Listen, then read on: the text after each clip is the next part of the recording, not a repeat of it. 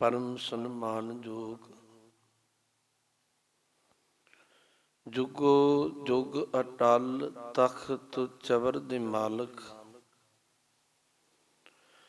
गरीब नवाज सतगुरु धन धन साहिब श्री गुरु ग्रंथ साहिब जी महाराज जी दी पावन पवित्र हजूरी अंदर सुभाए मान सत संगी जनों। आओ गुरु चरना विच बैठन दा सुभाग, गुरु की कृपा बख्शिश रहमत दा सदका प्राप्त होया। लड़ीवार साहिब दी पावन पवित्र बाणी जपजी साहिब दी विचार आपां कर रहे हैं। अज पहली पौड़ी जपजी साहिब दी आरंभ होने लगी है। इस तो पहला जपजी साहिब विच पवित्र मूल मंत्र आपां विचारे है। एक बार विचार दी आरंभता तो पहला गुरु बख्शी फतेह बुलाओ। आखो जी वाहिगुरु जी का खालसा वाहिगुरु जी की फतेह। विद्वान पुरुषों का मनना है कि पूरी जपजी साहिब दी पवित्र बाणी दी जिहड़ी विचार है वो इस पवित्र बचन दे चुफेरे घूमदी है। किव सचियारा हुई है, किव कूड़े टुटे पाल। पाल दा आखरी अर्थ हुंदा कंध। कि सतगुरु मैं अपने जीवन अंदर सचियार किवें हो सकां। मेरे जीवन विचों कूड़ दी पाल कूड़ दी कंध किवें टुट सके। ते हजूर ने नाल ही एक बचन समझाया कि जे तू अंदरों कूड़ दी कंध तोड़नी है ते जे पवित्र होना है फिर हुक्म रजाई चलना।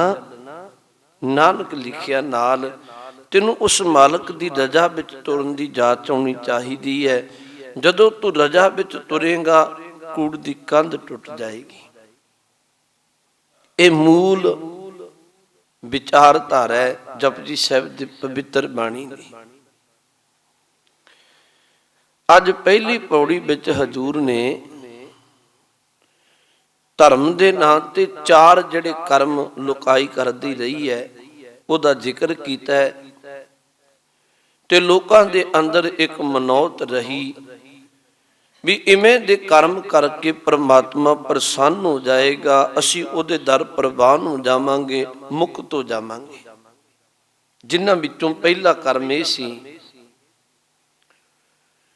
कि बार बार तीर्थां ते जाके इशनान करना। अपने आप नूं इशनान करके ते फिर पवित्र मान लेना भी हुण मैं पवित्र हो गया। दूजी विचार यह सी कईयां ने सोचा जे रब की प्रसन्नता लेनी है, जे वो मालक नूं खुश करना है, उहदे दर प्रवान होना है ते बोलना बंद करके चुप धारण कर लईए। लगातार चुप धारण कर लेनी। तीजा एक कर्म सी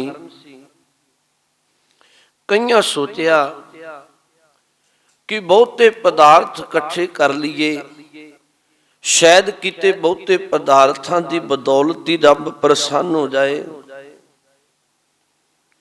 चौथा एक कर्म सोचा कि शायद मैं अपनी सियानप करके,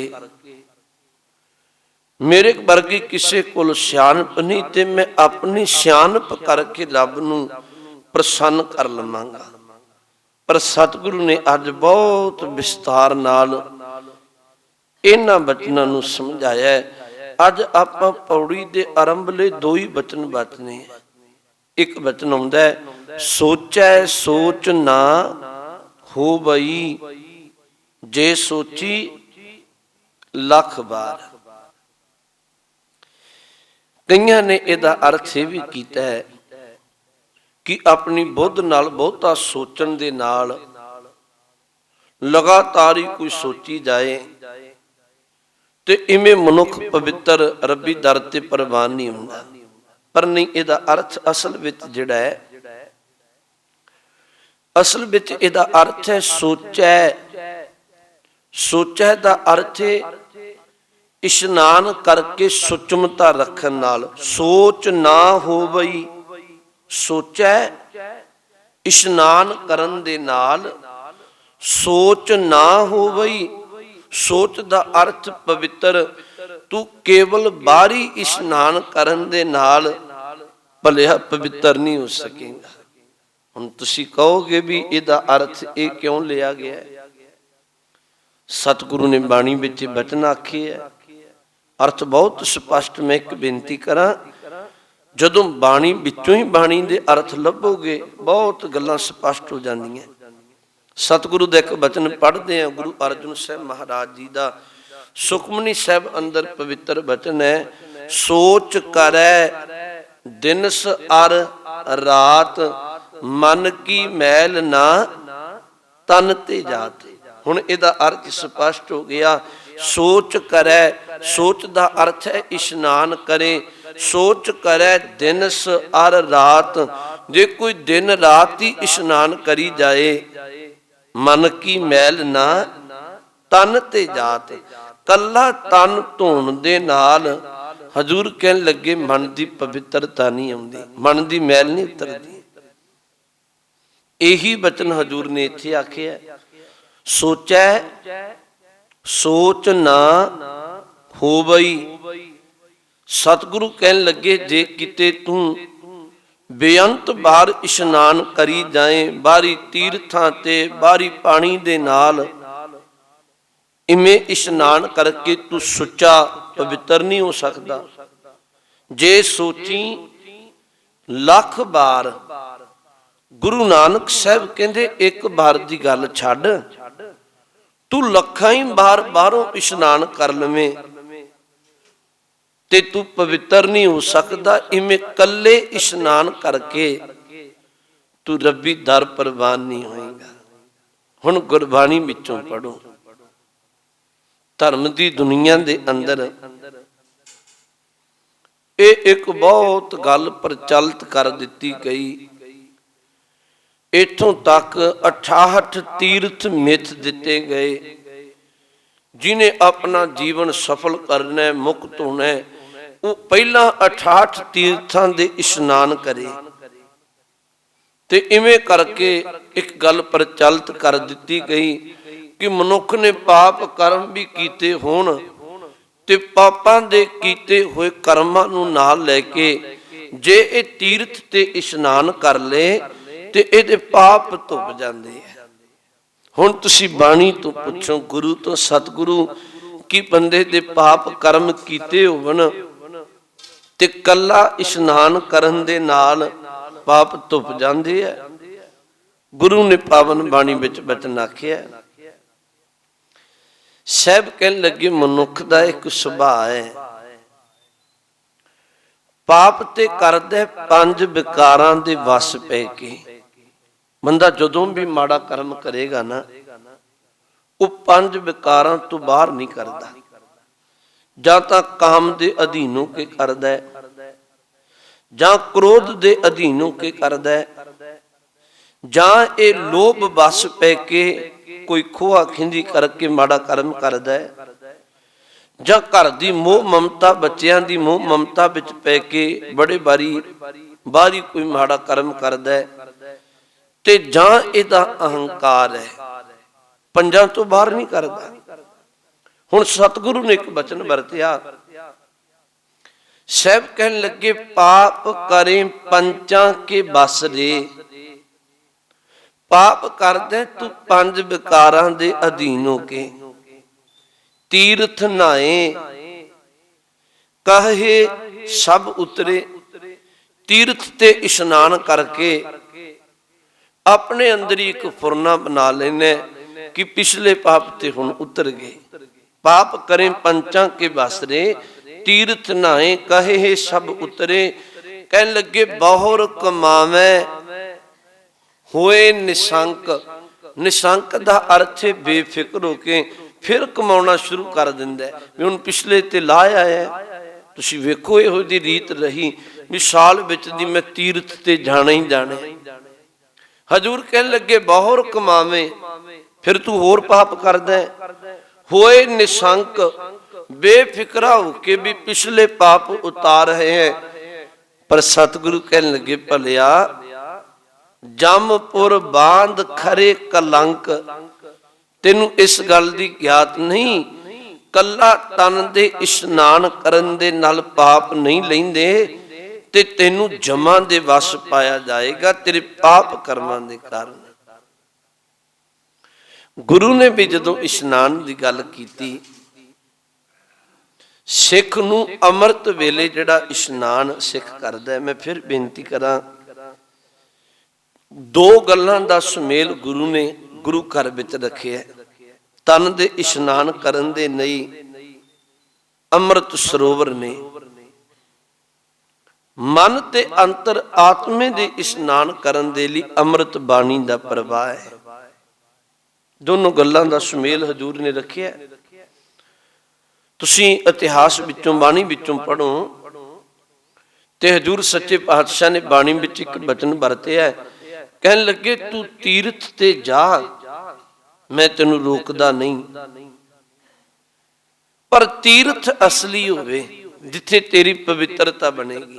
ਸਤਿਗੁਰੂ ਉਹ ਤੀਰਥ ਕਿਹੜਾ ਹੈ? ਬਾਣੀ ਵਿੱਚ ਬਚਨ ਆਉਂਦਾ, ਤੀਰਥ ਨਹਾਵਣ ਜਾਓ, ਤੀਰਥ ਨਾਮ ਹੈ। ਜਿਸ ਥਾਂ ਤੇ ਬੈਠ ਕੇ ਪਰਮਾਤਮਾ ਦੇ ਨਾਮ ਦੀ ਭਗਤੀ ਕੀਤੀ ਜਾਂਦੀ ਹੈ, ਉਹ ਅਸਲੀ ਤੀਰਥ ਹੈ। ਤੀਰਥ ਨਹਾਵਣ ਜਾਓ, ਤੀਰਥ ਨਾਮ ਹੈ। ਤੀਰਥ ਸ਼ਬਦ ਵਿਚਾਰ ਅੰਤਰ ਗਿਆਨ ਹੈ। ਗੁਰੂ ਦੇ ਸ਼ਬਦ ਨੂੰ ਵਿਚਾਰਨਾ ਤੇ ਗੁਰੂ ਦੇ ਸ਼ਬਦ ਨੂੰ ਵਿਚਾਰ ਕੇ ਰੱਬੀ ਉਪਦੇਸ਼ ਹਿਰਦੇ ਵਿੱਚ ਵਸਾ ਲੈਣਾ, ਅੰਤਰ ਆਤਮੇ ਗਿਆਨ ਪੈਦਾ ਕਰ ਲੈਣਾ। ਸਤਿਗੁਰੂ ਕਹਿਣ ਲੱਗੇ ਭਲਿਆ ਅਸਲੀ ਤੀਰਥ ਇਹ ਹੈ, ਤੇ ਇਹ ਤੀਰਥ ਤੇ ਤੂੰ ਜਾਇਆ ਕਰ, ਮੈਂ ਤੈਨੂੰ ਰੋਕਦਾ ਨਹੀਂ। ਤਾਂ ਹੀ ਰੱਬੀ ਬਾਣੀ ਦੇ ਬੋਲ ਨੇ, ਮੈਂ ਬਾਣੀ ਵਿੱਚੋਂ ਪ੍ਰਮਾਣ ਦੇ ਰਿਹਾ, ਗੁਰ ਸਮਾਨ ਤੀਰਥ ਨਹੀਂ ਕੋਈ, ਗੁਰੂ ਵਰਗਾ ਦੂਸਰਾ ਕੋਈ ਤੀਰਥ ਨਹੀਂ। ਇੱਥੇ ਜਿਹੜਾ ਜਪਜੀ ਸਾਹਿਬ ਵਿੱਚ ਬਚਨ ਆਖਿਆ, ਸੋਚੈ ਸੋਚ ਨਾ ਹੋਵਈ, ਜੇ ਸੋਚੀ ਲੱਖ ਵਾਰ। ਬਾਹਰੀ ਇਸ਼ਨਾਨ ਕਰਨ ਦੇ ਨਾਲ ਤੂੰ ਪਵਿੱਤਰ ਨਹੀਂ ਹੋ ਸਕਦਾ। ਬਾਹਰੀ ਤੌਰ ਤੇ ਭਾਵੇਂ ਤੂੰ ਜਿੰਨੇ ਮਰਜ਼ੀ ਕਿਰਿਆ ਕਰਮ ਕਰ ਲੈ, ਗੁਰਬਾਣੀ ਵਿੱਚ ਹੀ ਬਚਨ ਆਉਂਦਾ ਹੈ, ਨਾਵਨ ਚੱਲੇ ਤੀਰਥੀ, ਮਨ ਖੋਟੇ ਤਨ ਚੋਰ। ਨਹਾਉਣ ਤੀਰਥ ਤੇ ਚੱਲਿਆ, ਮਨ ਵਿੱਚ ਉਹੀ ਖੋਟੇ ਆਦਤ, ਖੋਟੇ ਕਰਮ ਨੇ। ਤਨ ਚੋਰ, ਤਨ ਦੇ ਜਿਹੜੇ ਗਿਆਨ ਇੰਦਰੇ ਨੇ ਉਹੀ ਚੋਰੀਆਂ ਵਿੱਚ ਲੱਗੇ ਹੋਏ ਨੇ। ਇੱਕ ਗੁਰਮੁਖ ਨੇ ਛੋਟੀ ਜੀ ਕਹਾਣੀ ਲਿਖੀ ਹੈ ਵੀ ਕਹਿਣ ਲੱਗੇ, ਇੱਕ ਵਾਰ ਕਿਸੇ ਪਿੰਡ ਵਿੱਚੋਂ ਇੱਕ ਜਥਾ ਤਿਆਰ ਹੋ ਕੇ ਤੀਰਥ ਯਾਤਰਾ ਨੂੰ ਜਾਣ ਲੱਗਿਆ, ਤੇ ਪਿੰਡ ਦਾ ਹੀ ਇੱਕ ਚੋਰ ਬਿਰਤੀ ਦਾ ਬੰਦਾ, ਸਭ ਨੂੰ ਪਤਾ ਸੀ ਵੀ ਇਹਦੇ ਇਹੋ ਜਿਹੇ ਕਰਮ ਨੇ। ਉਹਨੇ ਕੋਲ ਹੋ ਕੇ ਆਖਿਆ ਵੀ ਕਹਿਣ ਲੱਗਿਆ, ਮੈਂ ਵੀ ਤੁਹਾਡੇ ਨਾਲ ਤੀਰਥ ਯਾਤਰਾ ਤੇ ਜਾਣਾ। ਹੁਣ ਪਿੰਡ ਦੇ ਪਤਵੰਤੇ ਸੱਜਣ ਕਹਿਣ ਲੱਗੇ ਵੀ ਸੱਜਣਾ ਤੈਨੂੰ ਅਸੀਂ ਨਹੀਂ ਲਿਜਾਣਾ, ਵੇਖ ਤੇਰੀ ਆਦਤ ਬੜੀ ਬੁਰੀ ਹੈ ਚੋਰੀ ਕਰਨ ਦੀ, ਤੇ ਤੂੰ ਆਪਣੇ ਚੋਰੀ ਵਾਲੇ ਕਰਮ ਤੋਂ ਟਲਣਾ ਨਹੀਂ, ਤੇ ਸਾਰੇ ਪਿੰਡ ਦੀ ਬਦਨਾਮੀ ਹੋਏਗੀ, ਸਾਰੇ ਜਥੇ ਨੂੰ ਬੋਲ ਕਬੋਲ ਬੋਲਿਆ ਜਾਏਗਾ। ਉਹਨੇ ਆਖਿਆ ਨਹੀਂ, ਮੈਂ ਤੁਹਾਡੇ ਨਾਲ ਵਾਅਦਾ ਕਰਨਾ, ਮੈਂ ਚੋਰੀ ਨਹੀਂ ਕਰਦਾ, ਨਹੀਂ ਕਰਦਾ ਮੈਂ, ਪਰ ਮੈਨੂੰ ਲੈ ਕੇ ਜਾਓ। ਬਹੁਤੀ ਜਿੱਦ ਕੀਤੀ ਤੇ ਜਥੇ ਦੇ ਲੋਕਾਂ ਨੇ ਸਮਝਾ ਕੇ ਵੀ ਵੇਖੀ ਕਦੀ ਕਲੰਕ ਨਾ ਲਵਾ ਦੇਈਂ, ਨਾਲ ਤੋਰ ਲਿਆ। ਪੈਦਲ ਯਾਤਰਾ ਸੀ, ਰਸਤੇ ਵਿੱਚ ਪੈਂਡਾ ਤੈਅ ਕਰਦਿਆਂ ਰਾਤ ਵੀ ਪੈਣੀ, ਵਿਸ਼ਰਾਮ ਕਰਨਾ। ਜਦੋਂ ਰਾਤ ਪੈਣੀ ਤੇ ਸਵੇਰ ਵੇਲੇ ਉੱਠਣਾ ਤੇ ਵੇਖਣਾ ਕਿਸੇ ਦਾ ਜੋੜਾ ਜੁੱਤੀ ਨਾ ਲੱਭਣਾ, ਕਿਸੇ ਦਾ ਜਿਹੜਾ ਬੈਗ ਸੀ ਸਮਾਨ ਵਾਲਾ ਜਿੱਥੇ ਰੱਖਿਆ ਹੁੰਦਾ ਸੀ ਉੱਥੇ ਨਾ ਲੱਭਣਾ, ਜਿੰਨਾ ਵੀ ਸਾਜੋ ਸਮਾਨ ਸੀ ਉਹ ਲੱਭਣਾ ਨਾ। ਤੇ ਫਿਰ ਜਦੋਂ ਥੋੜਾ ਬੜਾ ਚਾਰ ਚੁਫੇਰੇ ਵੇਖਣਾ, ਨੇੜੇ ਤੇੜੇ ਉਹ ਜੋੜੇ ਵੀ ਲੱਭ ਜਾਣੇ, ਉਹ ਸਮਾਨ ਵੀ ਲੱਭ ਜਾਣਾ। ਜਦੋਂ ਵਾਰ-ਵਾਰ ਇਹ ਗੱਲ ਹੋਣੀ ਤੇ ਪਿੰਡ ਦੇ ਜਥੇ ਨੇ ਉਸ ਚੋਰ ਨੂੰ, ਜਿਹੜਾ ਨਾਲ ਹੀ ਸੀ ਜਥੇ ਵਿੱਚ ਹੀ ਸੀ, ਉਹਨੂੰ ਆਖਿਆ ਵੀ ਸਜਣਾ ਇਹ ਕਰਮ ਤੇਰੇ ਲੱਗਦੇ ਐ, ਜਿੱਥੇ ਅਸੀਂ ਜੋੜਾ ਜੁੱਤੀ ਰੱਖ ਕੇ ਪਹਿਨੇ ਐ, ਬੈਗ ਰੱਖ ਕੇ ਪਹਿਨੇ, ਲੱਭਦਾ ਕੋਈ ਨਹੀਂ। ਅੱਗੋਂ ਉਹਨੇ ਬੋਲ ਆਖੇ, ਕਹਿਣ ਲੱਗਿਆ ਮੈਂ ਸੱਚ ਦੱਸਾਂ, ਇਹ ਕਰਮ ਮੈਂ ਹੀ ਕਰਨਾ। ਜਦੋਂ ਤੁਸੀਂ ਸੌਂ ਜਾਂਦੇ ਹੋ ਮੇਰੇ ਮਨ ਵਿੱਚ ਖਿਆਲ ਹੈ ਕਿਤੇ ਮੈਂ ਚੋਰੀ ਕਰਨੀ ਨਾ ਭੁੱਲ ਜਾਵਾਂ, ਤਾਂ ਕਰਕੇ ਮੈਂ ਇੱਕ ਥਾਂ ਤੋਂ ਸਮਾਨ ਚੱਕ ਕੇ ਦੂਜੇ ਥਾਵਾਂ ਤੇ ਰੱਖ ਦਿੰਦਾ। ਆਹ ਮਨੁੱਖ ਦੀ ਬਿਰਤੀ ਹੈ। ਗੁਰੂ ਨੇ ਬਚਨ ਆਖਿਆ, ਕਹਿਣ ਲੱਗੇ ਨਹਾਵਣ ਚੱਲੇ ਤੀਰਥੀ, ਮਨ ਖੋਟੇ ਤਨ ਚੋਰ। ਚੱਲਿਆ ਤੇ ਆਪਣੇ ਭਾਣੇ ਧਾਰਮਿਕ ਅਸਥਾਨ ਤੇ ਤੀਰਥ ਯਾਤਰਾ ਨੂੰ ਹੈ, ਮਨ ਵਿੱਚ ਖੋਟ ਹੈ, ਤਨ ਚੋਰ ਬਿਰਤੀ ਦਾ ਮਾਲਕ ਹੈ। ਮਨ ਖੋਟੇ ਤਨ ਚੋਰ। ਗੁਰੂ ਸਾਹਿਬ ਕਹਿਣ ਲੱਗੇ ਭਲਿਆ ਇੱਕ ਭਾਉ ਲੱਥੀ ਨਾਤਿਆਂ। ਵੇਖੋ ਹਜ਼ੂਰ ਨੇ ਬਚਨ ਕਿਹੋ ਜਿਹਾ ਵਰਤਿਆ। ਕਹਿਣ ਲੱਗੇ ਮੈਂ ਮੰਨ ਵੀ ਲੈਣਾ ਵੀ ਇੱਕ ਪਾਪ ਤੇਰੇ ਇਸ਼ਨਾਨ ਕੀਤਿਆਂ ਲੈ ਜਾਣਗੇ। ਇੱਕ ਭਾਉ ਲੱਥੀ ਨਾਤਿਆਂ, ਦੋਏ ਪਾ ਚੜੀ ਇਸ ਹੋਰ। ਜਿਹੜੀ ਤੇਰੀ ਅੰਦਰ ਦੀ ਬਿਰਤੀ ਹੈ ਨਾ ਖੋਟੀ ਪਾਪਾਂ ਵਾਲੀ, ਜੇ ਤੂੰ ਇੱਕ ਲਾਉਣ ਵਿੱਚ ਵੀ ਸਫਲ ਹੋ ਗਿਆ ਤੇ ਸਾਹਿਬ ਕਹਿਣ ਲੱਗੇ ਮੈਨੂੰ ਪਤਾ ਇਸ ਗੱਲ ਦਾ, ਤੂੰ ਦੋ ਪਾਪ ਚੜਾ ਕੇ ਵੀ ਆਏਗਾ, ਕਿਉਂਕਿ ਤੇਰੇ ਅੰਦਰੋਂ ਕਰਮ ਠੀਕ ਨਹੀਂ ਹੈ। ਗੁਰੂ ਨੇ ਫਿਰ ਅਗਲਾ ਬਚਨ ਵਰਤਿਆ, ਨਾਵਣ ਚੱਲੇ ਤੀਰਥੀ ਮਨ ਖੋਟੇ ਤਨ ਚੋਰ। ਇੱਕ ਭਾਉ ਲੱਥੀ ਨਾਤਿਆਂ, ਦੋਏ ਪਾ ਚੜੀ ਇਸ ਹੋਰ। ਬਾਹਰ ਧੋਤੀ ਤੂਮੜੀ, ਅੰਦਰ ਵੇਸਨ ਕੋਰ। ਵੇਖੋ ਕਿਹੋ ਜਿਹੇ ਕਰਮ ਸਤਿਗੁਰੂ ਨੇ ਬਚਨ ਆਖਿਆ। ਕਹਿਣ ਲੱਗੇ ਭਲਿਆ ਆਹ ਕਰਮ ਨਾ ਕਰਿਆ ਕਰ ਕਿ ਬਾਹਰੋਂ ਤੇ ਕੌੜ ਤੁੰਮੇ ਨੂੰ ਧੋ ਲਿਆ ਬਾਰ-ਬਾਰ, ਪਰ ਅੰਦਰ ਤੇ ਉਹੀ ਕੌੜਾ ਜ਼ਹਿਰੀਲਾ ਪਿਆ। ਬਾਹਰ ਧੋਤੀ ਤੂਮੜੀ, ਅੰਦਰ ਵਿਸ ਨਕੋਰ। ਬਾਹਰੋਂ ਤੂੰ ਇਸ਼ਨਾਨ ਕਰ ਲਿਆ, ਅੰਦਰ ਤੇਰੇ ਉਹੀ ਜ਼ਹਿਰ ਬਿਰਤੀ ਪਈ ਹੈ। ਗੁਰੂ ਜੀ ਕਹਿਣ ਲੱਗੇ ਕਿੰਨਾ ਚੰਗਾ ਹੋਵੇ, ਸਾਧ ਭਲੇ ਅਨ ਨਾਤਿਆਂ, ਚੋਰ ਸੇ ਚੋਰਾ ਚੋਰ। ਉਹ ਚੋਰ ਬਿਰਤੀ ਵਾਲਿਆਂ ਨਾਲੋਂ ਤਾਂ ਰੱਬ ਦਾ ਸਾਧੂ ਪੁਰਸ਼ ਬੰਦਗੀ ਕਰਨ ਵਾਲਾ ਬਿਨ ਇਸ਼ਨਾਨ ਕੀਤਿਆਂ ਵੀ ਤੀਰਥ ਤੇ ਪਵਿੱਤਰ ਹੁੰਦਾ ਹੈ, ਜਿਹਦੇ ਅੰਦਰ ਧਰਮ ਹੈ। ਮੈਂ ਫਿਰ ਬੇਨਤੀ ਕਰਾਂ, ਗੁਰੂ ਦਾ ਜਿੰਨਾ ਉਪਦੇਸ਼ ਹੈ ਨਾ ਬਹੁਤਾ, ਉਹ ਅੰਦਰ ਦੀ ਬਿਰਤੀ ਨੂੰ ਉਪਦੇਸ਼ ਵਰਤਿਆ ਮਹਾਰਾਜ ਨੇ। ਬਾਹਰੀ ਸੁਚਮਤਾ ਜਿੰਨੀ ਰੱਖੇ, ਕੱਲੀ ਇਹਦੇ ਨਾਲ ਪਵਿੱਤਰਤਾ ਨਹੀਂ ਆਏਗੀ। ਤੁਸੀਂ ਇਤਿਹਾਸ ਵਿੱਚ ਇੱਕ ਗਾਥਾ ਵੀ ਪੜ੍ਹਦੇ ਹੋ, ਗੱਲ ਉਹ ਵੀ ਪਵਿੱਤਰਤਾ ਦੀ ਹੈ। ਸਤਿਗੁਰੂ ਹਰਿਦੁਆਰ ਦੀ ਧਰਤੀ ਤੇ ਗਏ ਗੁਰੂ ਨਾਨਕ ਸਾਹਿਬ ਮਹਾਰਾਜ ਪਹਿਲੀ ਉਦਾਸੀ ਵੇਲੇ।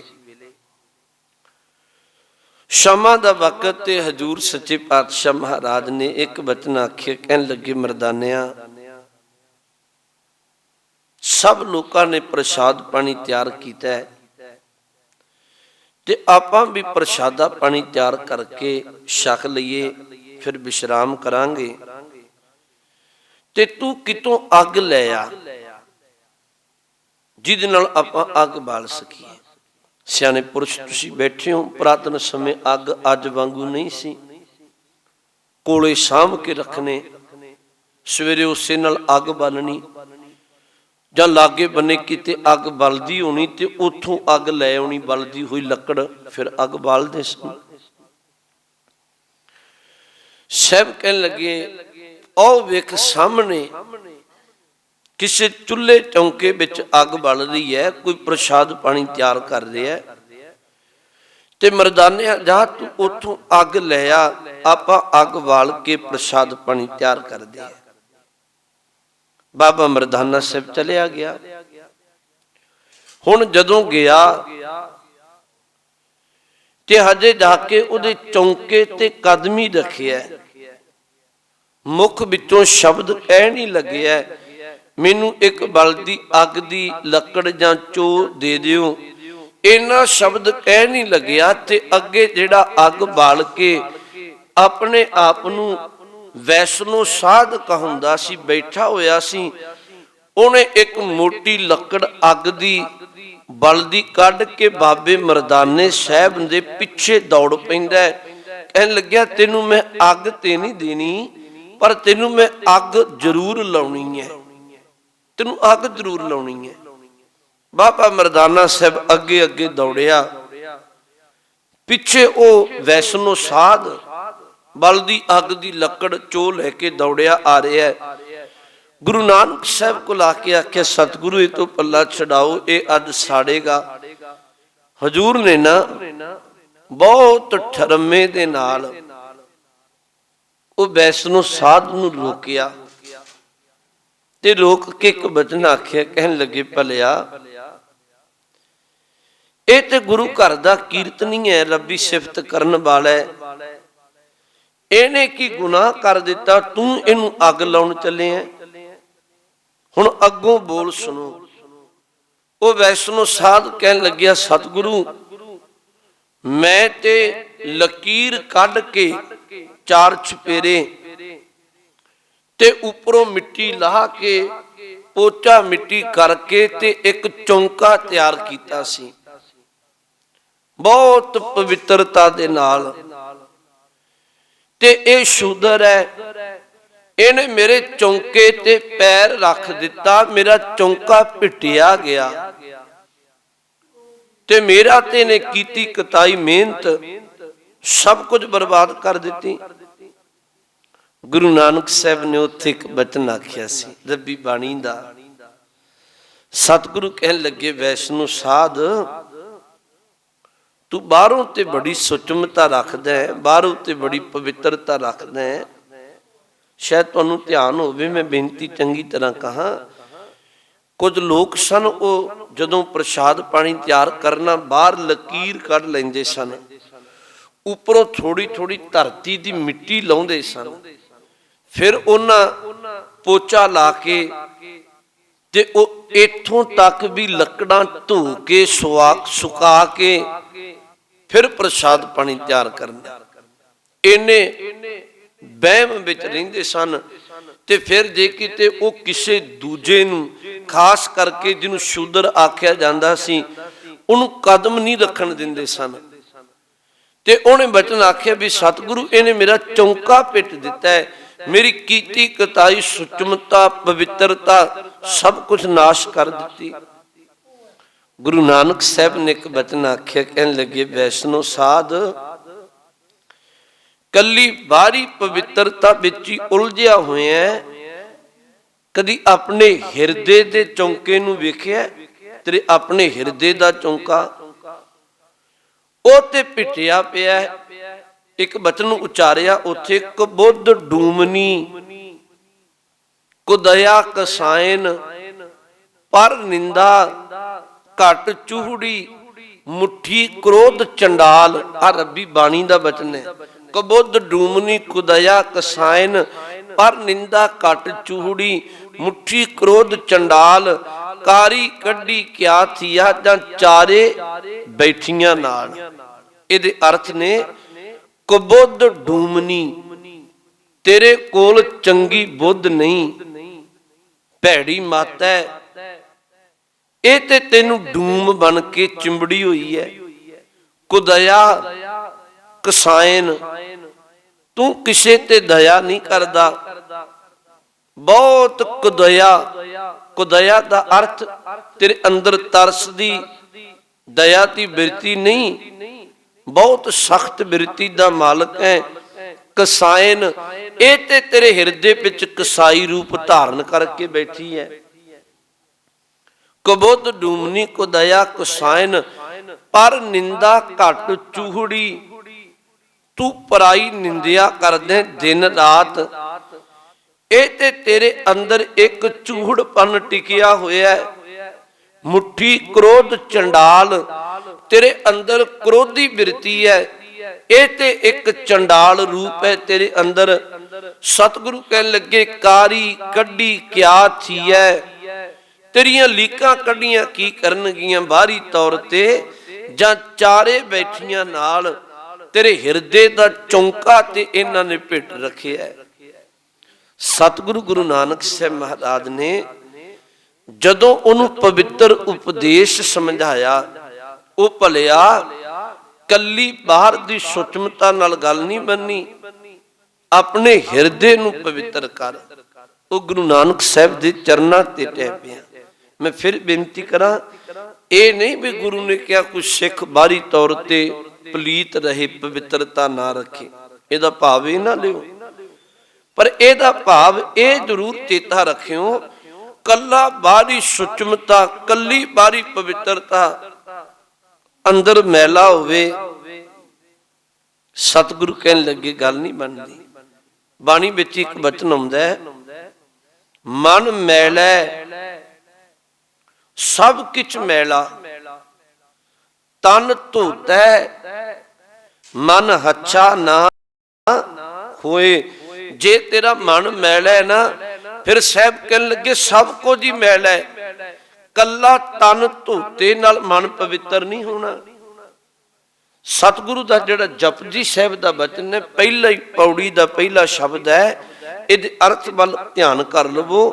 ਸੋਚੈ ਸੋਚ ਨਾ ਹੋਵਈ, ਸੋਚੈ ਦਾ ਅਰਥ ਇਸ਼ਨਾਨ ਕਰਨ ਦੇ ਨਾਲ, ਸੋਚ ਦਾ ਅਰਥ ਇਸ਼ਨਾਨ ਕੀਤਿਆਂ, ਕੱਲੀ ਬਾਹਰੀ ਸੁਚਮਤਾ, ਕੱਲੇ ਬਾਹਰੀ ਇਸ਼ਨਾਨ ਨਾਲ ਤੂੰ ਕੱਲਾ ਪਵਿੱਤਰ ਨਹੀਂ ਹੋਏਗਾ। ਜੇ ਸੋਚੀ ਲੱਖ ਵਾਰ, ਭਾਵੇਂ ਤੂੰ ਲੱਖਾਂ ਬਾਰੀ ਇਸ਼ਨਾਨ ਕਰ ਲੈ, ਇਵੇਂ ਤੂੰ ਰੱਬੀ ਦਰ ਪ੍ਰਵਾਨ ਨਹੀਂ ਹੋਏਗਾ। ਇਹ ਮਨੌਤ ਲਈ ਪਹਿਲਾਂ ਤੜਾ ਤੜ ਤੀਰਥਾਂ ਤੇ ਇਸ਼ਨਾਨ ਕਰਨੇ, ਤੇ ਲੋਕਾਈ ਨੇ ਸੋਚਣਾ ਵੀ ਸ਼ਾਇਦ ਇਵੇਂ ਪਵਿੱਤਰ ਹੋਈਦਾ। ਹਜ਼ੂਰ ਕਹਿਣ ਲੱਗੇ ਨਹੀਂ, ਕੱਲੀ ਬਾਰੀ ਇਸ਼ਨਾਨ ਨਾਲ ਗੱਲ ਨਹੀਂ ਬੰਨੀ। ਸਿੱਖ ਨੂੰ ਤਾਂ ਹੀ ਇੱਕ ਬਚਨ ਵਰਤਿਆ, ਕਹਿਣ ਲੱਗੇ ਸਿੱਖ ਤੇ ਅੰਮ੍ਰਿਤ ਵੇਲੇ ਵੀ ਜਦੋਂ ਉੱਠਦਾ ਨਾ, ਗੁਰੂ ਰਾਮਦਾਸ ਜੀ ਕਹਿੰਦੇ ਇਹ ਦੋ ਇਸ਼ਨਾਨ ਕਰਦਾ, ਉਦਮ ਕਰੇ ਭਲਕੇ ਪ੍ਰਭਾਤੀ, ਇਸ਼ਨਾਨ ਕਰੇ। ਫਿਰ ਬਚਨ ਵਰਤਿਆ ਅੰਮ੍ਰਿਤ ਸਰ ਨਾਵੈ। ਇੱਕ ਇਹ ਇਸ਼ਨਾਨ ਕਰਦਾ ਪਾਣੀ ਦੇ ਨਾਲ ਕੱਲਾ ਤਨ ਦਾ, ਸਰੀਰ ਦਾ। ਇੱਕ ਇਹ ਇਸ਼ਨਾਨ ਕਰਦਾ ਅੰਮ੍ਰਿਤ ਬਾਣੀ ਨਾਮ ਨਾਲ ਆਪਣੇ ਮਨ ਅੰਤਰ ਆਤਮੇ ਦਾ। ਤਾਂ ਹਜ਼ੂਰ ਨੇ ਇਹ ਬਚਨ ਸਮਝਾਇਆ, ਕੱਲੀ ਬਾਹਰੀ ਪਵਿੱਤਰਤਾ ਨਾਲ ਗੱਲ ਨਹੀਂ ਬੰਨੀ। ਹੁਣ ਅਗਲਾ ਬਚਨ ਵਰਤਿਆ, ਚੁੱਪੈ ਚੁੱਪ ਨਾ ਹੋਵਈ, ਜੇ ਲਾਏ ਰਹਾ ਲਿਵਤਾਰ। ਕਈਆਂ ਨੇ ਇਹਨੂੰ ਵੀ ਧਰਮ ਦਾ ਕਰਮ ਬਣਾ ਲਿਆ। ਉਹਨਾਂ ਆਖਿਆ ਵੀ ਚੁੱਪ ਧਾਰਨ ਕਰ ਲਵੋ, ਬੋਲਣਾ ਨਹੀਂ। ਚੁੱਪ ਕੀਤਿਆਂ ਪ੍ਰਮਾਤਮਾ ਦੀ ਪ੍ਰਾਪਤੀ ਹੈ। ਪਰ ਗੁਰੂ ਨਾਨਕ ਸਾਹਿਬ ਕਹਿਣ ਲੱਗੇ ਨਹੀਂ, ਚੁੱਪ ਹੈ, ਚੁੱਪ ਨਾ ਹੋ ਬਈ। ਬਾਹਰੀ ਚੁੱਪ ਨਾਲ ਤੇਰਾ ਅੰਦਰ ਤੇ ਚੁੱਪ ਨਹੀਂ ਹੋਣਾ। ਜੇ ਲਾਏ ਰਹਾ ਲਿਵਤਾਰ, ਭਾਵੇਂ ਲਗਾਤਾਰ ਇੱਕ ਟੱਕ ਚੁੱਪ ਧਾਰਨ ਕਰ ਲੈ। ਤੁਹਾਨੂੰ ਪਤਾ ਹੋਵੇਗਾ ਵੀ ਇਹੋ ਜਿਹੇ ਲੋਕ ਵੀ ਰਹੇ ਜਿਨ੍ਹਾਂ ਆਖਿਆ ਇਹ ਤੇ ਮੌਨੀ ਸਾਧੂ ਹੈ। ਮੌਨੀ ਸਾਧੂ ਦਾ ਭਾਵ ਇਹਨੇ ਮੌਨ ਧਾਰਨ ਕੀਤਾ ਹੋਇਆ, ਇਹ ਬੋਲਦਾ ਨਹੀਂ ਹੈ। ਗੁਰੂ ਇਸ ਗੱਲ ਨਾਲ ਸਹਿਮਤ ਨਹੀਂ ਹੈ। ਹਾਂ, ਗੁਰੂ ਇੱਕ ਗੱਲ ਨਾਲ ਸਹਿਮਤ ਹੈ, ਕਹਿਣ ਲੱਗੇ ਭਲਿਆ ਤੂੰ ਬੋਲਣਾ ਹੈ, ਸ਼ਬਦ ਉਹ ਬੋਲੀ ਜਿਹਦੇ ਵਿੱਚੋਂ ਤੈਨੂੰ ਰੱਬ ਚੇਤੇ ਆਵੇ। ਮਾੜਾ ਸ਼ਬਦ ਨਾ ਬੋਲੀ। ਇਹਨੂੰ ਸਤਿਗੁਰੂ ਵਰਜਦੇ ਹੈ, ਇੱਕ ਫਿੱਕਾ ਨਾ ਗੱਲ ਆਏ ਸਭਨਾ ਮੈਂ ਸੱਚਾ ਧਨੀ। ਬਾਬੇ ਫਰੀਦ ਸਾਹਿਬ ਦਾ ਸ਼ਲੋਕ ਹੈ। ਕਹਿਣ ਲੱਗੇ ਭਲਿਆ ਆਪਣੀ ਜ਼ੁਬਾਨ ਤੋਂ ਕਦੀ ਵੀ ਇੱਕ ਵੀ ਸ਼ਬਦ ਕਦੀ ਫਿੱਕਾ ਨਾ ਬੋਲੀ। ਇੱਕ ਫਿੱਕਾ ਨਾ ਗੱਲ ਆਏ ਸਭਨਾ ਮੈਂ ਸੱਚਾ ਧਨੀ। ਹਿਆਉ ਨਾ ਕਹਿੀ ਠਾਹੇ ਮਾਨਕ ਸਭ ਅਮੋਲ ਵੇ। ਕਹਿਣ ਲੱਗੇ ਸਾਰੇ ਹਿਰਦੇ ਪਰਮਾਤਮਾ ਦੇ ਬਣਾਏ ਨੇ, ਤੂੰ ਫਿੱਕਾ ਬੋਲ ਬੋਲ ਕੇ ਕਿਸੇ ਦੇ ਹਿਰਦੇ ਨੂੰ ਢਾ ਨਾ ਲਾਈ। ਗੁਰੂ ਫਿੱਕਾ ਬੋਲਣ ਤੋਂ ਤੇ ਵਰਜਦਾ ਹੈ, ਪਰ ਗੁਰੂ ਇਹ ਨਹੀਂ ਆਖਦਾ ਵੀ ਤੂੰ ਚੁੱਪ ਧਾਰਨ ਕਰ ਲੈ। ਪੁੱਛੋ ਮਹਾਰਾਜ ਕੀ ਬੋਲਣਾ, ਬਾਣੀ ਤੋਂ ਪੁੱਛੋ ਸਤਿਗੁਰੂ ਤੋਂ। ਸਤਿਗੁਰੂ ਕਹਿਣ ਲੱਗੇ, ਭਲਿਆ ਸੰਤ ਮਿਲੈ ਕਿਛ ਸੁਣੀਐ ਕਹੀਐ, ਮਿਲੈ ਅਸੰਤ ਮਸਟ ਕਰ ਰਹੀ ਹੈ। ਗੁਰੂ ਇਹ ਵੀ ਦੱਸਦਾ ਕਿੱਥੇ ਬੋਲਣਾ, ਕਿੱਥੇ ਚੁੱਪ ਕਰਨਾ। ਵੇਖੋ ਅਰਥਾਂ ਨੂੰ ਸੁਣੋ। ਸੰਤ ਮਿਲੈ, ਕੋਈ ਰੱਬੀ ਪਿਆਰਾ ਮਿਲੇ, ਕਿਛ ਸੁਣੀਐ, ਕੋਈ ਗੱਲ ਉਹਦੀ ਸੁਣ, ਕਿਛ ਸੁਣੀਐ ਕਹੀਐ, ਕੋਈ ਗੱਲ ਉਹਦੇ ਨਾਲ ਧਰਮ ਦੀ ਕਰ। ਅਗਲੀ ਪੰਕਤੀ ਵਰਤੀ, ਮਿਲੈ ਅਸੰਤ, ਕੋਈ ਤੈਨੂੰ ਪਾਪੀ ਮਨੁੱਖ ਮਿਲ ਜਾਏ, ਮਸਤ ਕਰ ਰਹੀ ਹੈ। ਮਸਤ ਦਾ ਅਰਥ ਹੁੰਦਾ ਚੁੱਪ ਧਾਰਨ ਕਰਨਾ। ਜਦੋਂ ਤੈਨੂੰ ਪਤਾ ਲੱਗ ਜਾਏ ਨਾ ਵੀ ਇਹ ਬੰਦਾ ਤੇ ਮੂਰਖ ਹੈ, ਧਰਮ ਤੋਂ ਟੁੱਟਿਆ ਹੋਇਆ, ਇਹਨੇ ਮਾੜੀ ਗੱਲ ਕਰਨੀ ਹੈ, ਸਤਿਗੁਰੂ ਕਹਿਣ ਲੱਗੇ ਚੁੱਪ ਧਾਰਨ ਕਰ ਲੈ। ਬਾਬਾ ਬੋਲਣਾ ਕਿਆ ਕਹੀਏ, ਸਤਿਗੁਰੂ ਅਸੀਂ ਜ਼ੁਬਾਨ ਤੋਂ ਕੀ ਬੋਲੀਏ। ਸਾਹਿਬ ਕਹਿੰਦੇ ਜੈਸੇ ਰਾਮ ਨਾਮ ਰਵ ਰਹੀ ਹੈ, ਉਹ ਬੋਲ ਬੋਲ ਜਿਹਦੇ ਵਿੱਚੋਂ ਤੈਨੂੰ ਰੱਬ ਚੇਤੇ ਆਵੇ। ਸੰਤਨ ਸਿਉ ਬੋਲੇ ਉਪਕਾਰੀ, ਧਰਮੀਆਂ ਨਾਲ ਧਰਮੀ ਪੁਰਸ਼ ਬੋਲਦੇ ਐ। ਮੂਰਖ ਸਿਉ ਬੋਲੇ ਝੱਖ ਮਾਰੀ, ਮੂਰਖਾਂ ਨਾਲ ਬੋਲਣਾ ਇਹ ਤੇ ਝੱਖ ਮਾਰਨਾ। ਬੋਲਤ ਬੋਲਤ ਵੱਡੇ ਵਿਕਾਰਾ, ਸਤਿਗੁਰੂ ਕਹਿਣ ਲੱਗੇ ਭਲਿਆ ਜੇ ਫਜ਼ੂਲ ਬੋਲੇਗਾ ਨਾ ਇਹਦੇ ਨਾਲ ਵਿਕਾਰ ਹੀ ਪੈਦਾ ਹੋਣਗੇ। ਬਿਨ ਬੋਲੇ ਕਿਆ ਕਰੇ ਵਿਚਾਰਾ, ਜੇ ਨਾ ਬੋਲੇਗਾ ਫਿਰ ਚੰਗੀ ਵਿਚਾਰ ਕਿਵੇਂ ਕਰੇਗਾ। ਵੇਖੋ ਗੁਰੂ ਕਿੰਨਾ ਬੈਲੈਂਸ ਰੱਖਦਾ ਹੈ। ਗੁਰੂ ਕਹਿੰਦੇ ਬੋਲ ਵੀ ਜ਼ਰੂਰ, ਪਰ ਬੋਲ ਚੰਗੇ ਸ਼ਬਦ, ਧਰਮ ਦੇ ਸ਼ਬਦ, ਰੱਬ ਦੇ ਘਰ ਦੀ ਗੱਲ। ਗੁਰੂ ਕਹਿੰਦੇ ਚੁੱਪ ਵੀ ਧਾਰਨ ਕਰਨੀ ਹੈ, ਪਰ ਕਿੱਥੇ ਜਦੋਂ ਕੋਈ ਮੂਰਖ ਮਿਲ ਜਾਏ, ਜਦੋਂ ਕੋਈ ਰੱਬ ਤੋਂ ਟੁੱਟੀਆਂ ਗੱਲਾਂ ਕਰਨ ਵਾਲਾ, ਜਦੋਂ ਕੋਈ ਇਹੋ ਜਿਹਾ ਮਨੁੱਖ ਜਿਹਦੇ ਬੋਲਾਂ ਵਿੱਚੋਂ ਮਨੁੱਖ ਅੰਦਰ ਵਿਕਾਰ ਪੈਦਾ ਹੋਣ, ਇਹੋ ਜਿਹੇ ਬੋਲਾਂ ਵੇਲੇ ਚੁੱਪ ਧਾਰਨ ਕਰ ਲੈ। ਹੁਣ ਸਤਿਗੁਰੂ ਨੇ ਇੱਥੇ ਬਚਨ ਆਖਿਆ, ਕਹਿਣ ਲੱਗੇ ਚੁੱਪੈ ਚੁੱਪ ਨਾ ਹੋਵਈ। ਕੱਲੀ ਚੁੱਪ ਧਾਰਨ ਕਰਨ ਦੇ ਨਾਲ ਚੁੱਪੈ ਚੁੱਪ ਨਾ ਹੋਵੀ ਜੇ ਲਾਏ ਰਹਾ ਲਿਵਤਾਰ। ਜੇ ਲਗਾਤਾਰ ਇੱਕ ਟਕ ਤੂੰ ਚੁੱਪ ਹੋ ਜਾਏ, ਪਰਮਾਤਮਾ ਇਵੇਂ ਵੀ ਪਰੇਸ਼ਾਨੀ ਹੁੰਦਾ। ਪਰ ਇਹ ਬਹੁਤ ਸਮੇਂ ਰਿਹਾ, ਅੱਜ ਵੀ ਹੈ ਕਈ ਥਾਵਾਂ ਤੇ ਇਹ ਤੇ ਚੁੱਪ ਧਾਰਨ ਕੀਤੀ ਹੋਈ ਹੈ ਮੁਨੀ ਹੈ।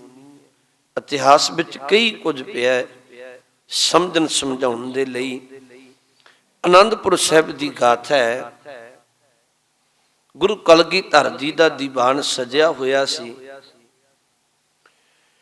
ਇੱਕ ਆਪਣੇ ਆਪ ਨੂੰ ਮੁਨੀ ਸਾਧੂ ਕਹਾਉਣ ਵਾਲਾ ਆ ਗਿਆ, ਆਨੰਦਪੁਰ ਸਾਹਿਬ ਰਹਿਣ ਲੱਗ ਪਿਆ। ਮੁਖ ਤੋਂ ਕੁਝ ਨਾ ਬੋਲੇ, ਜੇ ਸਿੱਖ ਬੁਲਾਉਣ ਫਿਰ ਵੀ ਨਾ ਬੋਲੇ। ਲੰਗਰ ਵਿੱਚੋਂ ਪ੍ਰਸ਼ਾਦ ਪਾਣੀ ਛਕ ਲਿਆ ਕਰੇ, ਸੰਗਤ ਵਿੱਚ ਕਦੀ ਕਦਾਈ ਆ ਜਾਇਆ ਕਰੇ ਤੇ ਜਾਂ ਆਰਾਮ ਕਰ ਲਿਆ ਕਰੇ। ਸਤਿਗੁਰੂ ਨੇ ਇੱਕ ਦਿਨ ਸਿੱਖਾਂ ਨੂੰ ਆਖਿਆ, ਕਹਿਣ ਲੱਗੇ, ਗੁਰੂ ਕਲਗੀਧਰ ਜੀ ਨੇ ਆਖਿਆ, ਕਹਿਣ ਲੱਗੇ ਸਿੱਖੋ ਵੇਖੋ ਇਹਦੀ ਕਿੰਨੀ ਘਾਲਨ ਹੈ, ਕਿਵੇਂ ਧਰਮ ਦੀ ਕਮਾਈ ਕਰ ਰਿਹਾ। ਜਿਸ ਦਿਨ ਦਾ ਆਇਆ ਇਹ ਮੁਨੀ ਸਾਧੂ, ਇਹਨੇ ਇੱਕ ਵੀ ਸ਼ਬਦ ਨਹੀਂ ਬੋਲਿਆ ਤੇ ਇਹਦੀ ਕਮਾਈ ਬੜੀ ਹੈ ਧਰਮ ਦੀ। ਇੱਕ ਸਿੱਖ ਨੂੰ ਕਹਿਣ ਲੱਗੇ ਵੀ ਸਿੱਖਾ ਅੱਜ ਇਹ ਪ੍ਰਸ਼ਾਦਾ ਗੁਰੂ ਕੇ ਲੰਗਰਾਂ ਵਿੱਚ ਨਹੀਂ ਛਕੇਗਾ, ਇਹਨੂੰ ਆਪਣੇ ਘਰ ਲੈ ਜਾ ਤੇ ਆਪਣੇ ਘਰ ਵਾਲੀ ਸੁਆਣੀ ਬੀਬੀ ਨੂੰ ਕਹਿ ਕੇ ਬਹੁਤ ਤਰ੍ਹਾਂ ਦਾ ਪ੍ਰਸ਼ਾਦ ਪਾਣੀ ਤਿਆਰ ਕਰਕੇ ਤੇ ਇਹਨੂੰ ਪ੍ਰਸ਼ਾਦਾ ਛਕਾਓ। ਇਹ ਮੋਨੀ ਸਾਧੂ ਹੈ, ਇਹਨੇ ਚੁੱਪ ਧਾਰਨ ਕੀਤੀ ਹੋਈ ਹੈ, ਨਾਲੇ ਇਹਨੂੰ ਕੋਈ ਹੋਰ ਕੱਪੜਾ ਆਦਿਕ ਜਾਂ ਕੋਈ ਹੋਰ ਮਾਇਆ ਆਦਿਕ ਦਈ ਤੇ ਇਹ ਸੇਵਾ ਇਹਦੀ ਕਰ। सिख गुरु का इशारा समझते सन। गुरु का सिख घर लै गया। हुण बोलदा ते है नहीं सी, सिख दे नाल घर चलिया गया ते कुछ समा उन्होंने घरे बिठाया ते थोड़े चिर बाद सिख ने सवेर दे जड़े पक्के प्रशादे सन उन्हां ते अचार धर के ते नाल पानी दा गिलास पकड़ा दिता। दो प्रशादे वो भी ताजे नहीं सन, पहला दे बने सन।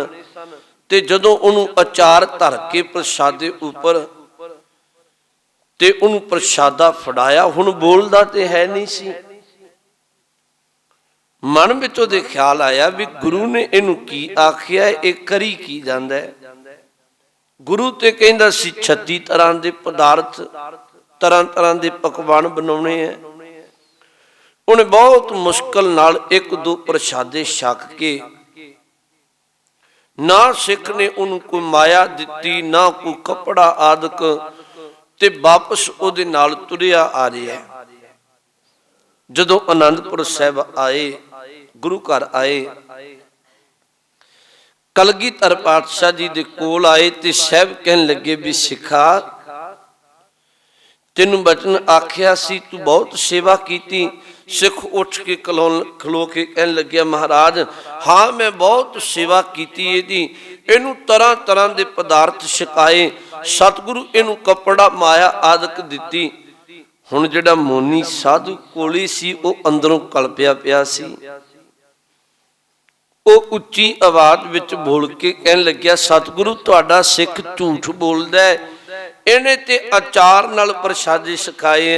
गुरु कलगीधर जी कहन लगे, ओ भलिया तू बोली क्यों जा रहा है, तू ते मोनी साधु है, तू ते मौन धारण किया होया है।